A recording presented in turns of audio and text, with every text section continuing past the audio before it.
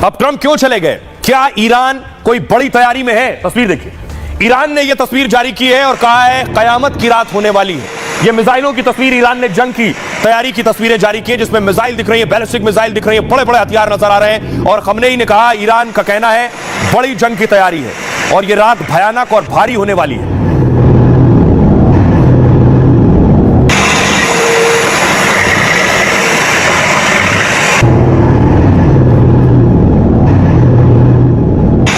अब सवाल यह है, क्या अब इस जंग में खुद ट्रंप उतरने वाले? क्या ट्रंप नेतन्याहू का साथ देने वाले हैं? क्या इजराइल के तरफ से अब खुद अमेरिका लड़ेगा? इसके कयास जो लगाए जा रहे थे, इसमें दम और तब मिला। अगली तस्वीर देखिए, अमेरिका का जो वॉरशिप है निमित्ज, ये वॉरशिप इजराइल की तरफ मूव कर रहा है। जैसे ये जानकारी मिली, वे उसके बाद हड़कंप मच गया कि क्या अमेरिका इजराइल को सपोर्ट करने जा रहा है। इसीलिए अमेरिका ने अपने वॉरशिप, अपने हथियार इजराइल की तरफ भेज दिए। देखिए अमेरिका के हथियारों का जो मूवमेंट हो रहा है वो किस तरफ है, कौन कौन से हथियार अमेरिका ने उतार दिए हैं। सबसे पहले देखिए, मैं आपको दिखाऊं, यह है वॉरशिप। कयास लग रहा है कि अमेरिका अब सीधे जंग में उतर रहा है क्योंकि यूरोप और मिडिल ईस्ट में अमेरिका ने अपनी तैनाती बढ़ा दी है। कई फाइटर जेट, तेल भरने वाले विमान और वॉरशिप की तैनात किए। उसने खतरनाक युद्धपोत निमित्ज को भी मिडिल ईस्ट में भेज दिया है। यह जो निमित्ज है, परमाणु ऊर्जा से चलने वाला खास अमेरिकी युद्धपोत है, मतलब बिना किसी ईंधन के सालों तक समंदर में रह सकता है। इसकी गिनती दुनिया के सबसे बड़े वॉरशिप में होती है। 60 से ज्यादा लड़ाकू विमान और हेलीकॉप्टर यह अपने ऊपर लेकर चल सकता है। इसमें लगी मशीन गन मिसाइलों को मार गिराने की क्षमता रखती है। नेवी की ताकत के मामले में ईरान इजराइल पर भारी है और लेकिन अमेरिकी युद्धपोत के आने से ईरान की टेंशन बढ़ गई है। जानकार मानते हैं कि अमेरिका F-16 और F-35 भी तैनात कर सकता है। F-16 और F-35 आधुनिक और खतरनाक लड़ाकू विमान है। 5वीं पीढ़ी के F-35 से इजराइल ने ईरान में तबाही मचाई। यह विमान आसानी से रडार की पकड़ में नहीं आता है। फाइटर प्लेन की तैनाती का मतलब ईरान की घेराबंदी है। अगला ये देखिए, यूरोप और मिडिल ईस्ट की ओर उसने उड़ते पेट्रोल पंप भी भेज दिए हैं। अमेरिका KC-135 और KC-46 हवाई टैंकर तैनात कर रहा है। Spain, Greece, Germany, Italy, Scotland में ऐसे कई हवाई टैंकर पहुंचे हैं। ये हवाई टैंकर हवा में ही दूसरे विमानों को ईंधन भरने में मदद करते हैं। इतनी हवाई टैंकरों की तैनाती सिर्फ इजराइल की मदद के लिए नहीं है। अमेरिका ऐसा तब करता है जब उसे तनाव या जंग का खतरा लगता है, ताकि उसके फाइटर प्लेन लंबे वक्त तक मिशन में रहे, फिर हमला कर सके। अगली बड़ी चीज, मिडिल ईस्ट के 19 देशों में पहले से अमेरिका का सैन्य बेस है। यहां अब अमेरिकी सैनिकों की संख्या बढ़ाकर 50,000 कर दी है। यानी मिडिल ईस्ट में हर ऑपरेशन के लिए अमेरिकी सेना तैयार है। और अमेरिका अगर वाकई जंग में उतरता है तो अमेरिका ने देखिए कैसे पहले से तैयारी कर रखी है। अमेरिका के जो एयर बेस हैं ये इजराइल और ईरान के आसपास हैं। बहुत से अरब मुल्कों में भी अमेरिका ने अपने बेस बना रखे हैं। इससे पहले मैंने आपको दिखाया था, ये अमेरिकी बेसेस की तस्वीर है।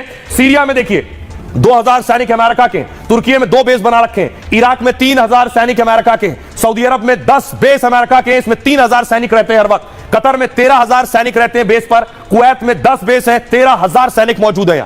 बहरीन में 12 बेस पर 3,700 सैनिक हैं। यूएई में 3 बेस पर 5,000 अमेरिकी सैनिक हैं और ओमान में 6 बेस पर 600 सैनिक रहते हैं। अब अगर आप देखिए, ये मिडिल ईस्ट और अरब के इलाकों में चारों तरफ से एयर बेस पर अमेरिकी सैनिक रहते हैं। ये सब अमेरिकी बेस है और ये ईरान का नक्शा आप देख रहे हैं। यानी ईरान चारों तरफ से घिरा हुआ है। अमेरिका के लिए आसान होगा ईरान को घेरना, ईरान को जंग में आगे बढ़ने से रोकना और इजराइल का बचाव करना।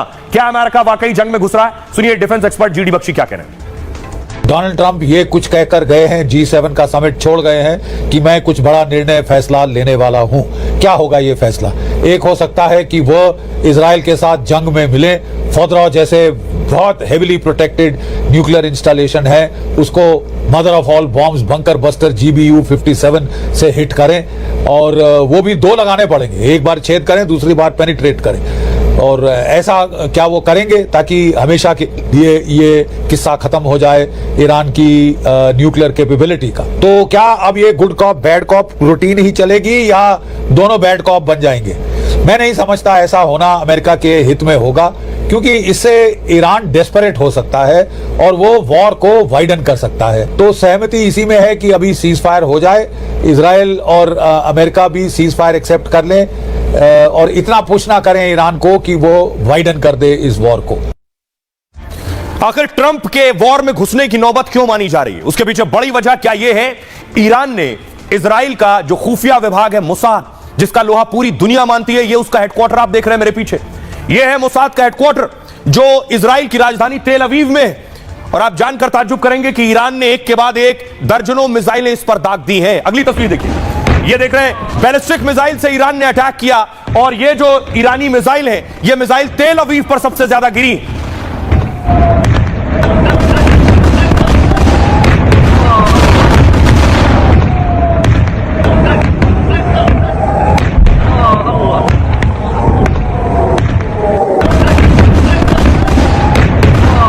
तो ईरानी हमले में देखिए जरा अब मोसाद की बिल्डिंग की स्थिति क्या है।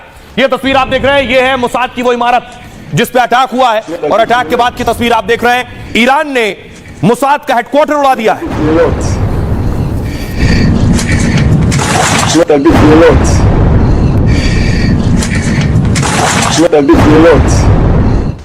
लगातार तेल अवीव को टारगेट कर रहा है क्योंकि तेल अवीव राजधानी है इजराइल की और खुद नेतन्याहू यहां रहते हैं। ये देख रहे हैं तेल अवीव की तस्वीरें मैं आपको दिखा रहा हूं। फायर ब्रिगेड की गाड़ी वहां मौजूद है और आग बुझाने की कोशिशें कर रही है।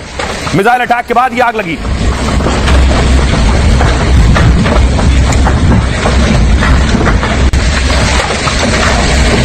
मोसाद पर हमला समझिए नेतन्याहू के राइट हैंड पर अटैक, क्योंकि मोसाद इजराइल की रीढ़ है। यह मोसाद की बिल्डिंग आप देख रहे हैं और खुफिया एजेंसी मोसाद और अमान के मुख्यालय को निशाना बनाया गया है। मोसाद का हेडक्वार्टर राजधानी तेल अवीव में है। मोसाद इजराइल की खतरनाक खुफिया एजेंसी है। मोसाद के हेडक्वार्टर में ही हर ऑपरेशन की तैयारी होती है। इजराइल के दुश्मनों की खुफिया जानकारी इसी हेडक्वार्टर में होती है। मोसाद सीधे प्रधानमंत्री बेंजामिन नेतन्याहू को रिपोर्ट करती है और मोसाद में करीब 7,000 एजेंट काम करते हैं। मोसाद का सालाना बजट करीब 22,000 करोड़ रुपए से ज्यादा है। ईरान पर हमले से पहले मोसाद के एजेंट सक्रिय थे। मोसाद के पास ईरान के सैन्य अधिकारियों की सटीक जानकारी थी और इजराइल ने ईरान के 9 से ज्यादा सीनियर कमांडर्स मार दिए मोसाद की इंफॉर्मेशन पर। इजराइल के हमले में ईरान के 6 से ज्यादा परमाणु वैज्ञानिक मार दिए गए। मोसाद ने ईरान की राजधानी तेहरान में ड्रोन फैक्ट्री बना रखी थी और इन्हीं ड्रोन से इजराइल ने ईरान के रडार और डिफेंस सिस्टम उड़ा दिए। इजराइल का दावा यह है कि मोसाद के एजेंट अभी भी ईरान में एक्टिव हैं और ईरान अब तक 60 से ज्यादा लोगों को गिरफ्तार कर चुका है। इन लोगों पर मोसाद के लिए जासूसी का आरोप है। ईरान को जंग में सबसे ज्यादा नुकसान मोसाद ने पहुंचाया, इसलिए ईरान ने मोसाद के हेडक्वार्टर पर मिसाइल दाग दी है। अब इससे पहले ईरान ने मोसाद के एजेंट को पकड़ा था अपने मुल्क में। तस्वीर देखिए उसके घर पर जब रेड की है, ये ईरान में मोसाद के एजेंट के घर ठिकाने पर रेड हुई है। वहां सामान आप देखिए क्या क्या बरामद हुआ है और इसी एजेंट के निशानदेही और इनपुट्स पर इजराइल ने सैन्य कमांडर मार दिए, ईरान के वहां के परमाणु वैज्ञानिक मार दिए। अब उसके ठिकाने पर रेड हुई है। ये सारा सामान उसके घर से मिला है। इसमें बहुत सी हाईटेक चीजें जिसे असेंबल करके क्या बनाया गया, वो क्या कर रहा था एजेंट, इसकी जानकारी जुटा रहा है ईरान। उस एजेंट को भी पकड़ लिया गया। अगली तस्वीर देखिए। पहली तस्वीर देख रहे हैं मोसाद के उस एजेंट को पकड़ लिया ईरान ने और दूसरी तस्वीर आप देख रहे हैं जिसे फांसी दे दी गई है। यह भी एजेंट था, इसे भी फांसी पर लटका दिया गया है। फुल स्क्रीन लीजिए जरा। ये 2 लोगों को आप देख रहे हैं, एक को सजाए मौत दे दी गई है और दूसरे को पकड़ लिया है।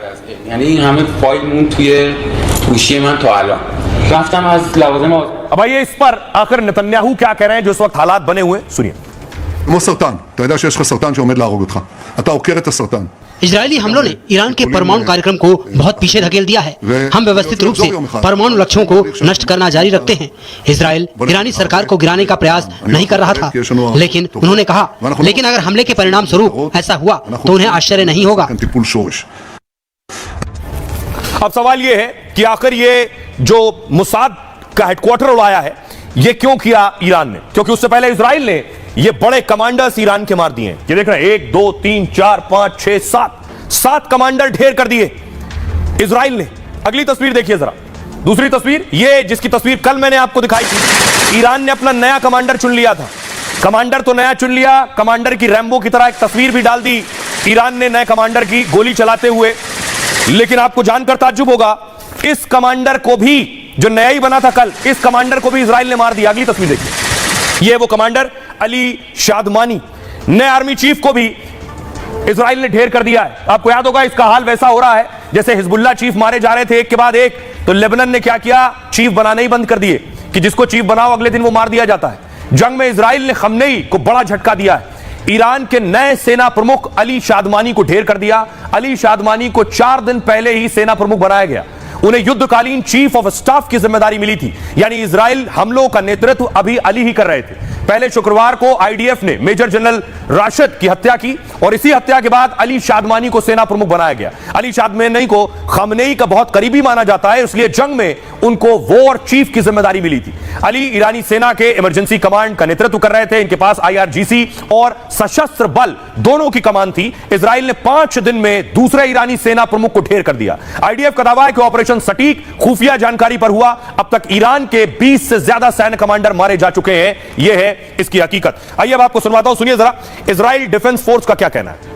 של הדיקטטור במדינה השכנה לאיראן खामनेई को ईरान के लोग ही फांसी पर लटकाएंगे। याद रखिए, ईरान के पड़ोसी देश इराक में तानाशाह के खिलाफ क्या हुआ था, वो भी इजराइल के खिलाफ था।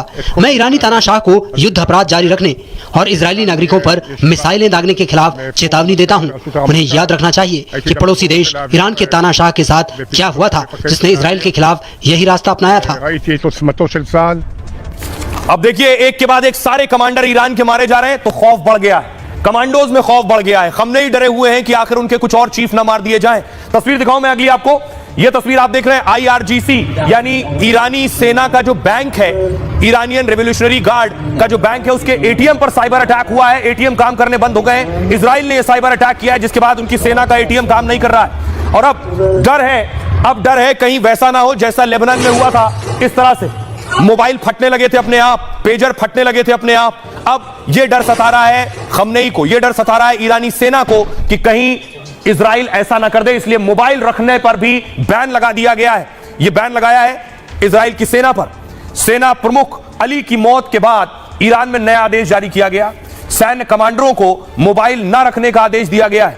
माना यह जा रहा है कि इजराइल मोबाइल लोकेशन ट्रैक कर रहा है और इसी के सहारे दर्जनों कमांडर और न्यूक्लियर वैज्ञानिक मारे गए। ईरानी सेना में इलेक्ट्रॉनिक उपकरण पर खास निर्देश जारी हुए।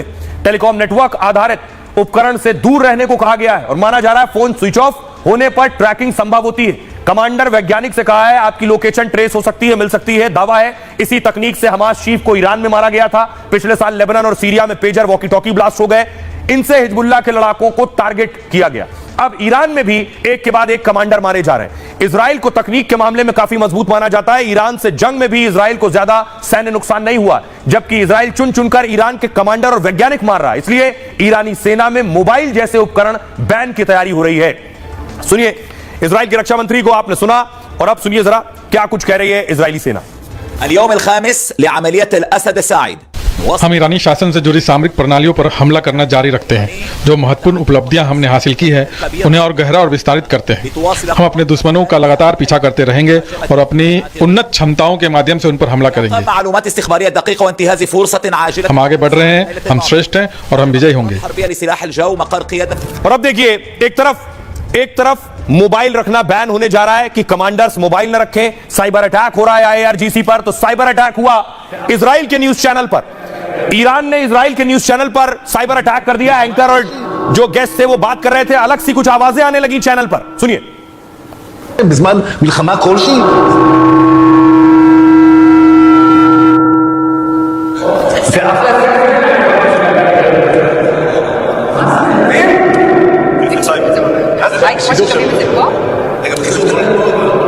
בזמן מלחמה כלשהי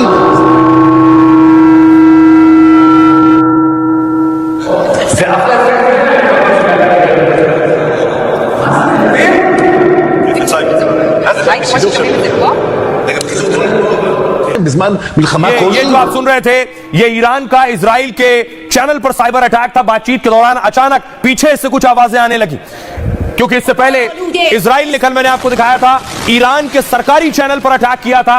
एंकर स्टूडियो छोड़कर भागने पर मजबूर हो गई।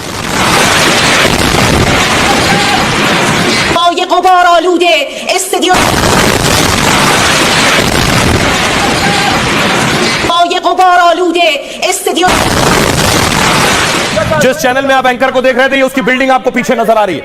इजराइल ने एक के बाद एक धमाके किए हैं और चैनल की पूरी बिल्डिंग तबाह हो गई है। ये ईरान का सरकारी चैनल है و مرکز به قدرت کشیدن تصویر اقتدار ایرانی و ایرانی جماعت و شکست هیمنه رژیم کودک کش صهیونیستی.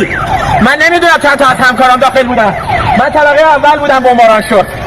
نمیدونم چند تا از همکارام شهید شدن. نمیدونم چند نفر مجروح شدن.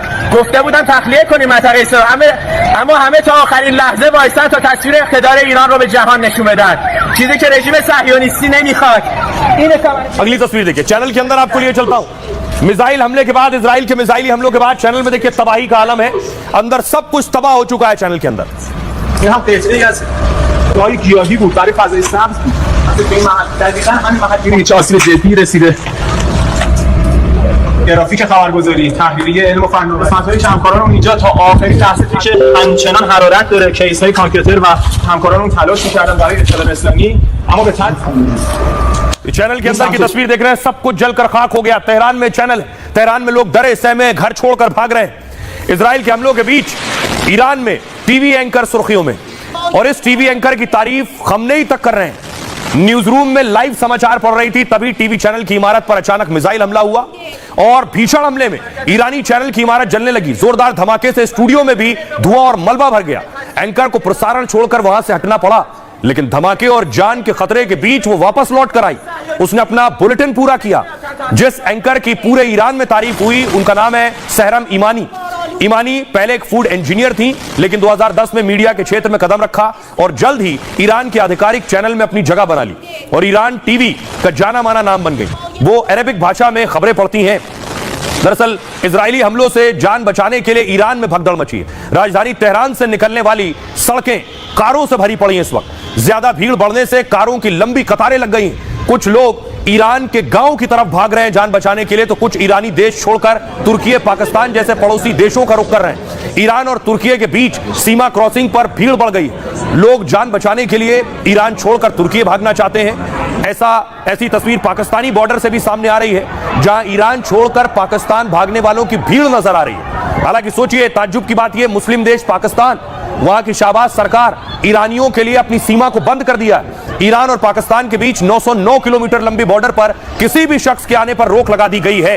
यह है इन देशों की हकीकत। भागने वालों से में सबसे ज्यादा तेहरान के लोग शामिल हैं, क्योंकि तेहरान ही इजराइल का मेन टारगेट है। इजरायली सेना ने खुद तेहरान छोड़ देने की अपील की, यानी तेहरान पर बहुत बड़े हमले की तैयारी हो रही है। तेहरान राजधानी के साथ ही कई कारणों से महत्वपूर्ण है। यहाँ संसद भवन है, राष्ट्रपति भवन समेत कई मंत्रालय मौजूद है, यानी पूरे ईरान का कंट्रोल रूम तेहरान में ही स्थित है। ईरान के सुप्रीम लीडर खमनेई भी यहीं रहते हैं और तेहरान को ईरान की अर्थव्यवस्था का दिल भी कहा जाता है। यहाँ गैस और तेल से संबंधित तमाम कारोबार मौजूद है। तेहरान की कुल आबादी 1.5 करोड़ के आसपास है, जो कि ईरान की कुल आबादी का 12 से 18% तक है। तेहरान पर हमला मतलब ईरान का पूरा खात्मा। हालांकि इसलिए इजराइल का मुख्य टारगेट तेहरान शहर है। अब आपको दिखाऊं कि दूसरी तरफ जो भारतीय ईरान में रह रहे हैं, वो भारतीय भी वहां से निकलना चाह रहे हैं। ईरान से आर्मेनिया पहुंच गए भारतीय, हजारों की संख्या में भारतीय रहते हैं ईरान में। वो किसी तरह से कोशिश में है कि भारत वापस आए और भारत सरकार भी अपने स्तर पर भारतीयों को वहां से निकाल रही है। देखिए जरा भारतीयों को कैसे लाया जा रहा है, आखिर किस रूट से भारतीय वापस आएंगे, क्योंकि इस वक्त जंग चल रही है, एयर स्पेस बंद है, तो आखिर उनकी वापसी कैसे होगी। यह मैप आप देख रहे हैं, ईरान का नक्शा आप देख रहे हैं। किस तरह से इस नक्शे के जरिए आप समझिए कहां से कहां जाना है और उसके बाद किस तरह से ये लोग भारत वापस आएंगे। इसे फिर से प्ले कीजिए जरा। और कैसे आप देखिए नारदूस चौकी देख रहे हैं, वहां से एयरपोर्ट जाएंगे और उस एयरपोर्ट से जाकर आर्मेनिया जाएंगे, उस यरवेन एयरपोर्ट से फिर भारत लौटेंगे। ईरान में बिगड़ते हालात के बीच भारत ने बड़ा एक्शन लिया है। वहां फंसे भारतीयों को निकालने का अभियान शुरू हुआ है और उर्मिया यूनिवर्सिटी से 110 छात्रों को बॉर्डर पर पहुंचाया गया। यहां से बस के जरिए ये भारतीय छात्र आर्मेनिया एयरपोर्ट पहुंचेंगे। यरवेन एयरपोर्ट से फ्लाइट के जरिए सभी भारत लाए जाएंगे और ईरान के प्रमुख शहरों से आर्मेनिया का बॉर्डर बहुत नजदीक है, इसलिए आर्मेनिया देश को भारतीयों के रेस्क्यू के लिए चुना गया है। आर्मेनिया के साथ ही विदेश मंत्री एस जयशंकर ने यूएई से भी बात कर ली है। जरूरत पड़ने पर यूएई का भी सहयोग रेस्क्यू में ले सकते हैं। ईरान में हमलों की वजह से एयर स्पेस पूरी तरह से बंद है और इसी वजह से भारत का कोई भी विमान वहां लैंड नहीं कर सकता। इसलिए दूसरे देशों के जरिए भारतीयों को ईरान से निकाला जा रहा है। 1500 छात्र समेत करीब 10,000 भारतीय इस वक्त ईरान में। 110 भारतीय छात्रों का पहला जत्था जल्द भारत पहुंचने वाला है। फिलहाल ईरान में फंसे भारतीयों की वापसी का अभियान शुरू हो गया है। आइए आपको सुनवाता हूं, सुनिए अखिलेश यादव क्या कह रहे हैं और क्या कह रहे हैं वो लोग जिनके परिवार के लोग फंसे हुए हैं। बगल में गए हुए हैं, किसी एयरपोर्ट पे उतर जाए सबको लेके आए। बगल में गए हुए हैं, किसी एयरपोर्ट पे उतर जाए सबको लेके आए। बगल में गए हुए हैं, किसी एयरपोर्ट पे उतर जाए सबको लेके आए। क्योंकि रात को ही वहाँ ज्यादा अटैक्स वगैरह होते, चाहे वहां से या यहाँ से। सप्लाईज नहीं पहुंच पा रही है और बेसिकली वो खुद कुक कर रही है, तो वो बोल रहे थे हमको, हम बना रहे थे लेकिन खा नहीं पा रहे थे टेंशन की वजह से। तो बाकी यूनिवर्सिटी वालों का भी उनका सपोर्ट मिला, लेकिन एम्बेसी वालों के हम थैंकफुल है कि उन्होंने उनको कंटिन्यू उनके साथ इन टच रहे, उनको सपोर्ट किया, उनको आज मॉर्निंग में इवैक्यूएट किया। अभी पता नहीं है क्योंकि उसका कंटैक्ट नहीं है, अभी पता नहीं वो कहाँ पहुंचे, ना उनको बोला गया है कि हम आपको कहाँ ले जाएंगे, लेकिन खाली एम्बेसी वालों ने बोला हम आपको सेफर प्लेस पे ले जाएंगे, वहां से फिर हम देखेंगे, हम आपको इवैक्यूएट करके दिल्ली भेज देंगे। अब सवाल यह है कि ईरान और इजराइल दोनों के ऊपर भीषण हमला कर रहा है। ये ईरान की तस्वीरें आप देख रहे हैं। इजराइल ने जो ईरान पर हमला किया है, ये वो तस्वीरें तेहरान की तस्वीरें। सबसे ज्यादा अटैक तेहरान में, इसीलिए सबसे ज्यादा लोग तेहरान छोड़कर भाग रहे हैं। सुनिए, एक रॉकेट इस साइड आ रहा है, वो देखो वो रॉकेट आ रहा है इधर। अगर आप सुनिए तो किसी भारतीय ने जो तेहरान में था उसने वीडियो बनाया है मिसाइल के, वो हिंदी में बातचीत कर रहा है।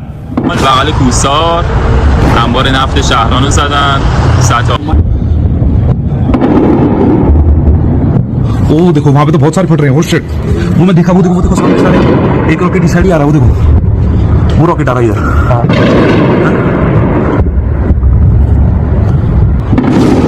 एक और गया। بغل کوسار انبار نفت شهران رو زدن. अब देखिए जरा किन हथियारों का इस्तेमाल कर रहे हैं इजराइल और ईरान। अपने खतरनाक हथियार उतार दिए। सबसे पहले देखिए इजराइल ने अपना F-35 लड़ाकू विमान उतार दिया। ये रडार की पकड़ में नहीं आता। 2000 किलोमीटर प्रति घंटे की इसकी रफ्तार है और ईरान के न्यूक्लियर सैन्य ठिकानों पर इसी ने हमला किया। ईरानी ड्रोन और मिसाइलों को इसने ध्वस्त कर दिया है। F-15 लड़ाकू विमान 3000 किलोमीटर प्रति घंटे की इसकी रफ्तार है। अमेरिकी एमराम मिसाइलों से लैस है। ये बहुत खतरनाक मिसाइल है। नीचे आप देख रहे हैं मिसाइल लगी है फाइटर के नीचे और ईरान पर हमलों में इसका इस्तेमाल हुआ है। अगला फाइटर F-16 ये 2400 किलोमीटर प्रति घंटे की रफ्तार से दौड़ता है और स्पाइक मिसाइलों से हमला करता है। मिसाइल देख रहे हैं आप, ये स्पाइक मिसाइल है। ईरान पर सटीक हमले अंजाम दिए इसने। स्पाइक मिसाइल ये है वो मिसाइल। एंटी टैंक मिसाइल भी लगा दी है। 30 किलोमीटर तक मार करने की क्षमता है इसकी। ईरान में हवाई रक्षा प्रणालियों को इसने नष्ट कर दिया है। GBU-39B स्लिम बम है ये। F-16 और F-35 से इसे दागा जाता है। 110 किलोमीटर तक की इसकी रेंज है। ईरान के सैन्य परमाणु ठिकानों पर हमले में इस्तेमाल हुआ। जॉर्डन पर जाकर ये फाइटर ईरान पर अटैक कर रहे थे। जॉर्डन ने कहा मैं अपने हवाई क्षेत्र का इस्तेमाल नहीं करने दूंगा। अब देखिए जरा खमनेई और ईरान कौन से हथियार का इस्तेमाल कर रहे हैं। फतेह एक मिसाइल है, ईरान की पहली हाइपरसोनिक मिसाइल है। 15,000 से 18,500 किलोमीटर प्रति घंटे की रफ्तार है इसकी और 1400 किलोमीटर की रेंज है। डिफेंस सिस्टम को चकमा देने में सक्षम है। इजराइल पर हमले में इस्तेमाल की गई फतेह 2 मिसाइल देखिए 1500 किलोमीटर की रेंज है इसकी। डिफेंस सिस्टम को यह भी चकमा दे सकती है। दावा है ईरान ने अब तक इजराइल पर इस्तेमाल नहीं की है। ये है खोरम शहर 4 मिसाइल, बैलिस्टिक मिसाइल है ये। ईरान की 2000 किलोमीटर की रेंज है। 1500 किलोग्राम विस्फोटक ले जाने में सक्षम है। इजराइल के कई ठिकानों को इसने निशाना बनाया है। यह इमाद मिसाइल मध्यम दूरी की बैलिस्टिक मिसाइल है ये। 7402 किलोमीटर प्रति घंटे की रफ्तार और 1700 से 2000 किलोमीटर की रेंज है इसकी। 13 जून को इजराइल के खिलाफ इस्तेमाल की गई है। यह है शाहिद ड्रोन, रेंज है इसकी 2000 किलोमीटर, रफ्तार 200 किलोमीटर प्रति घंटा और रडार से बचने में भी सक्षम है ये। इजराइल के खिलाफ जंग में इसका इस्तेमाल हुआ। यह अरशद ड्रोन आत्मघाती और एंटी रडार ड्रोन है। इजराइल की रडार प्रणाली का टारगेट किया है इसने। यह गाजा ड्रोन 2000 किलोमीटर की रेंज है इसकी और 35 घंटे तक उड़ान भर सकता है। लंबी दूरी के टारगेट को अटैक कर सकता है। दावा इजराइल के खिलाफ अब तक इसका भी इस्तेमाल नहीं हुआ है। यानी ये हथियार जिनका इस्तेमाल ये दोनों कर रहे हैं, लेकिन बहुत से हथियार अब तक ईरान ने नहीं शुरू किए। लेकिन डर अमेरिका और इजराइल को यह है कि ईरान 20,000 मिसाइलें बना चुका है। इन मिसाइलों का इस्तेमाल कर सकता है। ईरान इजराइल के हमलों का जवाब मिसाइल से दे रहा है। ईरान की सबसे बड़ी ताकत उसकी मिसाइलें हैं। दावा है ईरान के पास करीब 20,000 मिसाइलें, जिनमें 3000 बैलिस्टिक मिसाइलें, 2000 मिसाइल सीधे इजराइल तक पहुंच सकती हैं। ईरान के एक नेता ने दावा किया कि हम 100 दिन के युद्ध के लिए तैयार हैं। ईरानी मिसाइलों को इजराइल का डिफेंस सिस्टम नहीं रोक पाएगा। ईरान ने कुछ दिनों पहले अपनी अंडरग्राउंड मिसाइल फैक्ट्री की तस्वीरें जारी की थी। ईरान के पास फतेह से लेकर तमाम ऐसी मिसाइलें हैं जो इजराइल के सभी शहरों को निशाना बना सकती हैं। ईरान ने अपनी मिसाइल पावर से ही इजराइल पर पलटवार किया है। ईरान की दूसरी सबसे बड़ी ताकत है उसके ड्रोन। ईरान के ड्रोन सस्ते और बेहद घातक हैं। ईरान के पास शहीद, मुहाजिर से लेकर कई तरह के ड्रोन हैं। ईरान के ड्रोन 2000 से लेकर 2500 किलोमीटर तक हमला कर सकते हैं और कई ड्रोन इतनी कम ऊंचाई से हमला करते हैं कि इन्हें रडार भी नहीं पकड़ सकते हैं। इजराइल ईरान जंग के बीच तुर्की के राष्ट्रपति का ऐलान है कि तुर्की छोटी लंबी दूरी के मिसाइल का उत्पादन बढ़ा देगा। एर्दोगन ने कहा है कि बहुत कम समय में हम ऐसी क्षमता हासिल करेंगे जिससे कोई हमें चुनौती देने की हिम्मत नहीं करेगा। तुर्की अपने मिसाइल के जखीरे को बढ़ाने पर लगा हुआ है। एर्दोगन ने इजराइल के हमले की कड़ी निंदा भी की है। कहा इजराइल अपने वजूद को खतरे में डाल रहा है, इजराइल खुद अपनी तबाही की ओर बढ़ रहा है। तुर्की मध्यस्थता